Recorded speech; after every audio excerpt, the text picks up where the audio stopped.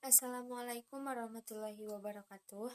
Tepangkeun nami Abi Herdan Salsabila, kelas 8.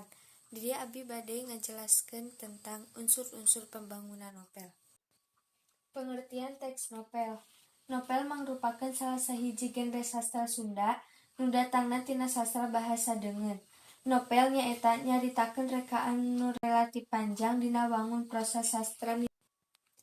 Unsur-unsur teks novel.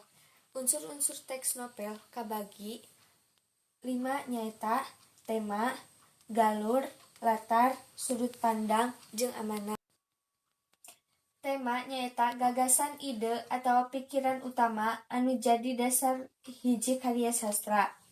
Tema mangrupakeun jiwana tina sakabeh bagian carita nu aya dina hiji karya. Nu kadua galur.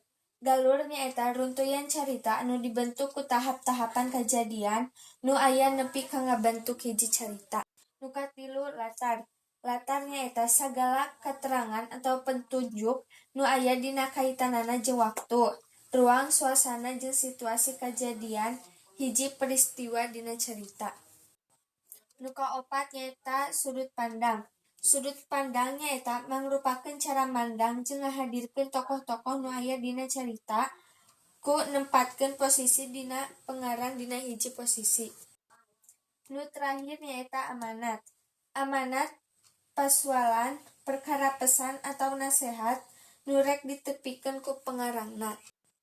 Sekian penjelasan ti abdi tentang unsur-unsur pembangunan novel.